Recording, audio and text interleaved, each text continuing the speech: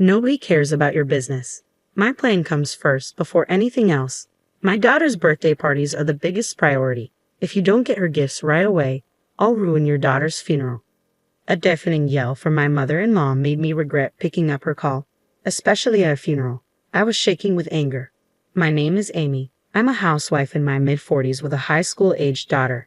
You might think a high school girl would be fussy about makeup and fashion, rejecting clothes her mother buys, but my daughter is different. She gets along with me and gladly wears the clothes I pick out. She's a considerate and kind girl, but she's not like most girls her age. She can't lead a normal life, putting on makeup, dressing up, falling in love, and enjoying her student life. It's tough." "Are you okay? How's your fever?" "It's a bit down." "Want to eat something?" "I'm not hungry. I don't want anything." "You shouldn't say that. If you don't eat, you won't have any energy. I'll prepare some soup for you, okay?" As I worried over my bedridden daughter, I continued with the household chores. My daughter, Hannah, is sickly and suffers from a weak constitution. There's a medical term for her condition, but I won't go into details here. A week after Hannah was born, her umbilical cord fell off and blood gushed out. We rushed her to the hospital where they diagnosed her with a certain disease. Since then, despite numerous treatments, she has never fully recovered and lives with the disease. Regular hospital visits are a must, and due to the side effects of her medication, her health often deteriorates. During severe periods, she has to be hospitalized. Since becoming a high school student, she's hardly been able to attend school. By any standard, it's unlikely she'll graduate at this rate. Nevertheless, Hannah goes to school on days she's well. On those days, she tries to be like a normal high school girl, fussing over her hairstyle, which brings a smile to my face. She doesn't wear makeup because it's against school rules. A diligent and good girl, even when suffering from illness, she strives to live with a cheerful spirit. I am proud to have a daughter like her. My husband is equally smitten with our daughter. If she becomes bedridden, he's quick to say, "I'll take the day off work and look after her." Of course, I have to give him a little push and send him off to work. We need him to keep bringing home the bacon, or we'll fall into a financial crisis. When I assure him that I'll take good care of Hannah, he reluctantly heads off to work. That's our everyday life. We're worried about our daughter, but our family is in good spirits, and I have a strong bond with my husband. I was blessed, living a peaceful life, but there was one person who wasn't pleased with our situation. Hannah is running a fever again. It's just pitiful. I wonder who she takes after. Mother-in-law, what brings you here today? What's the matter? Can't a mother visit her son's home? You're such a cold-hearted daughter-in-law. A frail granddaughter and a demon for a daughter-in-law. Lord, if I could only have the post-retirement years that I dreamed of. Yes, the person who is unhappy with our household is my mother-in-law. She frequently visits our home, which is just 3 bus stops away, and constantly spews her classic passive-aggressive remarks. She's enjoyed tormenting me ever since we got married. Now she's also unpleasant towards Hannah. Doesn't she find her own granddaughter adorable? My son never ran a fever this frequently. Amy, isn't this something from your side of the family? Mother-in-law, as I've explained countless times, Hannah's illness isn't hereditary. No, I'm sure your family's genes are playing a role here. I always knew taking you into our family was a bad idea. My mother-in-law seems fixated on belittling my family lineage, and her snide remarks never end. Eventually, I've grown accustomed to dealing with her, realizing that arguing is a waste of time. I let out a sigh, grabbed the freshly made soup, and headed to Hannah's room. Hey, I'm not finished talking yet. I could hear her yelling from behind, but I just ignored her. Once I entered Hannah's room, her voice became faint. Grandma came over again, didn't she? Right, same old mother-in-law bashing. No helping it, I guess. Grandma's just... My daughter Hannah let out a raised smile, but I know she understands. There's no way she can't hear my mother-in-law's loud voice, yet Hannah never speaks ill of her grandmother. On the contrary, she'll make a guilty face and say, "I'm sorry, Mom. It's because of me." Hannah, it's not your fault at all. She's not at fault in the slightest, yet Hannah apologizes to me. I don't want her to feel this way, so my husband and I always greet her with smiles. We create a cheerful atmosphere, not wanting her to dwell on negative thoughts, but my mother-in-law destroys that atmosphere in an instant. As I hugged Hannah tightly, I bit my lip, feeling her thin body so unlike a healthy high school girl. Feeling Hannah's warmth, I felt a sense of relief, but also realized that I must start keeping a distance from my mother-in-law. My days are occupied with taking care of my frail daughter, and on the rare days she goes to school, I worry non-stop. I took back our house keys from my meddling mother-in-law. Days were filled with endless quarrels with her, my husband working hard for our beloved family, and my laughing daughter Hannah. Despite everything, they were peaceful days, and I thought they would last forever. I don't know why I believed that. There's no such thing as forever. Everything that begins must also end.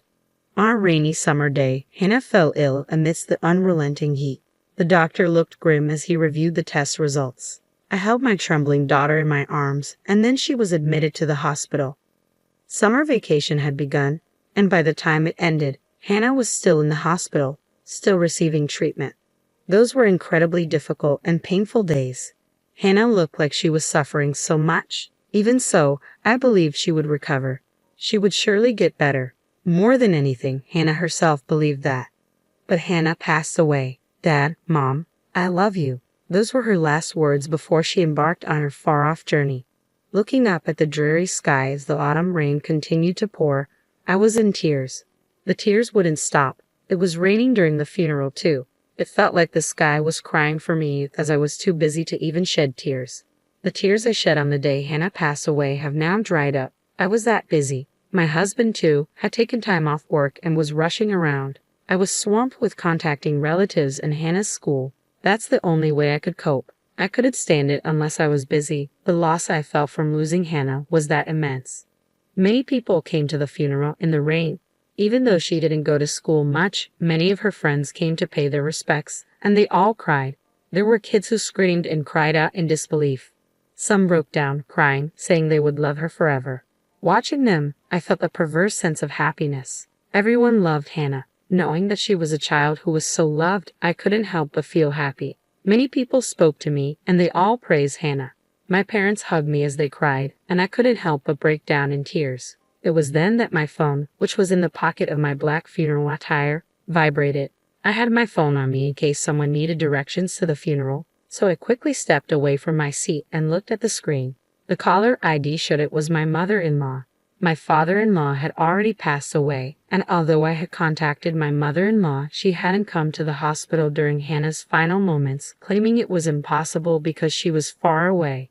She said she couldn't attend the funeral today either because she had something important to do. But I wondered if she might have changed her mind and wanted to say goodbye to her grandchild. So I answered the phone, but I instantly regretted it. "Amy, what on earth are you doing?" she yelled at me. "Huh? I'm at Hannah's funeral. Stop joking around and get over here right now to your place." "That's impossible. What are you talking about?" "Right back at you. I told you I had something important to do today, didn't I? Hurry back and help me out. I don't have anything more important than my daughter's funeral. Nobody cares about your business. My plan comes first before anything else." What on earth is she talking about? As a mother, my daughter's funeral is the most important thing right now, and it's wrong of my mother-in-law not to even care about her grandchild's funeral. My mother-in-law had been adamant about not going to the funeral, no matter what my husband said. "Why do I have to help you with your stuff? If it's more important than your granddaughter's funeral, why don't you handle it yourself? You're my daughter-in-law. You're supposed to help me." "I don't understand what you mean. I'm celebrating my super precious daughter's birthday. There's nothing more important than this in the world." "Excuse me." I couldn't help but take an extraordinarily long time to respond. "What did you just say?" "My daughter is coming home after such a long time, and coincidentally, it's her birthday too. We have to celebrate it grandly, don't we? Like I care. So, I need to thoroughly clean my house and prepare a huge feast. Come over here fast." "But as I said, I'm in the middle of a funeral right now. I don't care about that. My daughter is more important than my granddaughter. Also, bring a present with a budget of over $500. Hurry up. If you don't bring any gift right now, I'll ruin your funeral." Click. I hung up on her. I couldn't stand to listen any longer. If I had to hear any more from my mother-in-law, I felt like I'd march over there with a baseball bat. Just how selfish can she be? Prioritizing her daughter over her granddaughter at a time like this? I'm not saying they should be compared, but to say her daughter's birthday is more important than Hannah's funeral. She must be kidding.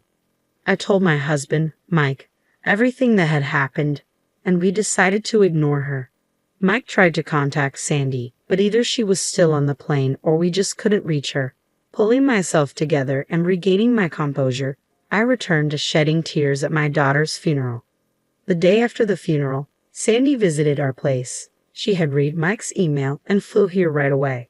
She thought it would be faster to come home than to try to get in touch while traveling from where she lives, but it took her a long time to get here. In the end, she didn't make it to the funeral. Bowing her head in apology after paying her respects at the altar, she shared various stories with us. Stories I had never heard before about my daughter and Sandy, whom we hardly ever got a chance to see.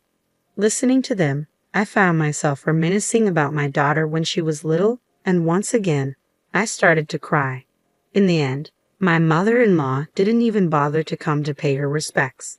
My sister-in-law, Sandy, deeply bowed her head and apologized for this. "I'll do something about my mom," she said before leaving, but I wondered what she meant by that. A few days later, the reality that my daughter was gone still hadn't sunk in, and I found myself in her room, holding on to the memories she left behind. I gently stroked her study desk. The room, untouched since her death, was filled with so many memories of her. Just as I felt like I was about to cry again, the doorbell rang unexpectedly. Startled, I quickly wiped away my tears and looked at the monitor. To my surprise, it was my mother-in-law, the same woman who had injured both my husband and me with her inappropriate remarks on the day of the funeral. She hadn't come to pay her respects and hadn't shown up in the days since. What does she want now? I had no intention of opening the door, so I responded via the intercom. "What can I do for you, mother-in-law?" "Oh, Amy, please help me," she said. Her unexpected plea for help left me puzzled. I might end up joining my granddaughter if this keeps up.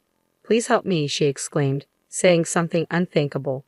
Wondering what was going on, I reluctantly opened the front door and my mother-in-law fell in. "What's going on?" "Help me, my daughter, my daughter." While I was trying to understand what she was saying, a figure suddenly came into view. Well, here you are, Mom," the figure said. It was Sandy. She had a smiling face, but it gave off a silent pressure. "She's here, huh? What? Seeing the pale face of my mother-in-law, who screamed at the sight of Sandy, I was completely stunned. What on earth is happening? "Oh, come on, don't say things like she's here. It's rude. See, Mom, it's your cute daughter, right?" No, not cute at all. What in the world is going on? Just the other day, she was talking about her daughter's birthday being more important than my daughter's funeral. What happened in just a matter of a few days? While I stood there bewildered, Sandy handed something to our mother-in-law. "Don't worry, the next part is much easier. Here, you just need to put this on your head and go about your life." Saying this, Sandy put it on my mother-in-law's head. She shook it off and hid behind me. "I'm not wearing that." "Why not? People will think I'm a weirdo if I walk around with that on my head." Wondering what on earth it was, I looked at the object that had fallen to the floor. It was a mask, not the kind you would see at a fair, but something else. A mask that you might see worn by a tribe living deep in Africa during some strange ritual, the kind of thing a shaman might like. And why does Sandy have something like this? Why put it on my mother-in-law's head? "This mask is used for fortune-telling," Sandy explained. "Where I live," Sandy explained in response to my question, "this mask has an interesting history. It's a great craft work that has been passed down since ancient times." I was stunned. "Well, yeah, it looks like it. So you're going to put this mask on top of my mother-in-law's head, not on her face?" "Right, if it's on her face, she wouldn't be able to see anything. This isn't an ordinary mask with holes for the eyes. If it did have holes, I wouldn't mind letting her wear it on her face." "And what happens when she puts it on?" "Oh, you didn't know? This mask has a demon-repelling effect." As if I would know about such an effect. A demon repellent, exactly, no matter how hard you think about it. She's clearly possessed by a demon, right? Sandy pointed at my mother-in-law. Her own daughter saying such a thing. So this is what she meant by, "I'll do something about my mom." If she wears this for a few days, I think she'll definitely become a normal human being with morals. I've been trying several methods for the past few days. A different method. I had her wear a necklace of garlic and run around the neighborhood. Isn't that for vampires, not demons? Or are vampires also demons? I'm not quite sure, but oh well. But what's with the running? Is that why my mother-in-law's been looking so worn out? That must have smelled terrible. Garlic isn't that bad unless you cut it open. You know that's not really the point, but that's beside the point. The issue is that she wore that and spent a few days running. I really wish I could have seen that. Do you want to see the pictures? Oh yes, please. Sandy has pictures. What a pro. You guys, what are you so happy about? Show a little more sympathy for me. My mother-in-law started to complain as Sandy and I were laughing and looking at the pictures. I almost forgot she was here. Why do we have to show sympathy for you? Sandy looked up from her phone and glared at her mother-in-law. Why? Because you're my daughter. If you want sympathy from your daughter, why don't you become a person deserving of sympathy? Do you think there's anyone else as sincere as I am? My mother-in-law retorted. Where's the good in someone who dismisses their grandchild's funeral as whatever? Sandy exclaimed, her mouth wide open in anger. When I rushed home for my niece's funeral, I found you just lying at home. When I asked if the funeral was over, you boldly said you didn't go. I thought maybe you were sick, but you were just doing push-ups to show how fit you were. Push-ups? I echoed in disbelief. She wouldn't even go light an incense at the wake. I don't care about my birthday. Screw that, Sandy continued. What are you talking about? It's a parent's duty to celebrate their child's birthday. I've never heard of a grandmother prioritizing her daughter's birthday over her grandchild's funeral. The shouting match grew so intense that both Sandy and my mother-in-law were panting heavily. That's why I'm saying we need to cleanse this rotten character of yours as if you've been possessed by a demon, and start over. Sandy cried out, tears suddenly rolling down her cheeks. It's pitiful that Hannah had a grandmother like you. Her words stuck in my throat. Sandy loved my daughter too. Even if the time they spent together was short, there was no doubt that Sandy loved her. Holding back the tears that threatened to spill, I stared hard at my mother-in-law. She faltered for a moment under my gaze. Mother-in-law, I said firmly, what did you do for my daughter when she was alive? And I'm not talking about giving her stuff. You didn't even care about her, did you? So what if I didn't? She snapped. There's no way I could have doted on such a frail child just because she's my granddaughter. But my daughter adored you, I said quietly. At my unexpected words, my mother-in-law was at a loss. I told her to wait a moment and went back into the house. From my daughter's room, I took something and returned to my mother-in-law, who was still at the entrance. Then I handed her a letter. What's this? She asked, looking puzzled. It's a letter from my daughter to you. My mother-in-law looked back and forth in surprise between me and the letter. In my hand was a letter certainly addressed to Grandma in my daughter's handwriting. She tentatively opened it and began to read. As she read, her eyes widened, and before we knew it, tears were welling up. No, I didn't do anything for Hannah, she whispered, her voice breaking. I was never kind to her or showed her love. Crying out, my mother-in-law collapsed to the ground on her knees. Picking up the letter that had fallen from her hand, my sister-in-law also read it. Sorry for not being a healthy granddaughter. I'll try to be stronger, so don't hate me. I love you, Grandma. Hannah. Even though she was such an unloving old woman, Hannah was a kind child. Yes, she truly was, I murmured, my sister-in-law nodding with tears streaming down her face. Tears wouldn't stop from my eyes either. I'm sorry for being such a terrible grandmother. I'm sorry. Forgive me, Hannah, my mother-in-law sobbed, bowing deeply on the ground. The three of us cried together for a long time. When my husband came home to find us in tears, he was taken aback. My sister-in-law briefly explained, then took my mother-in-law home. Despite her shaky steps, my mother-in-law clutched Hannah's letter tightly. A few days later, my mother-in-law expressed her wish to pay respects at Hannah's memorial portrait. I firmly declined but told her it would be fine for her to visit the grave after the burial service. Once the mourning period concluded, over the phone she said quietly, I'm sorry. No matter how much she reflects and regrets, I can forgive her cold attitude toward Hannah while she was alive, and certainly not her behavior on the day of the funeral. I plan to continue being almost entirely estranged from her, and I think my mother-in-law has sensed that. The pushy and slay old woman she once was is nowhere to be seen anymore. My sister-in-law returned overseas, and my husband keeps contact with my mother-in-law to a bare minimum. My mother-in-law now leads a lonely life in her old age, having developed dementia. Luckily, we quickly found a retirement home for her, and now she lives there. Of course, I don't visit her, and my husband only goes when it's necessary. According to him, my mother-in-law keeps murmuring, I'm sorry, Hannah. Even hearing that, I feel nothing. No matter how many years have passed, I can't forgive her, and I don't even want to. But then I think of Hannah, and my gaze falls on a picture of her smiling happily. If it were Hannah, that kind girl, she probably would have forgiven my mother-in-law. No, she probably never even held a grudge in the first place. She was such a kind child. Mom, I love you. I thought I heard her voice and gently wiped my eyes.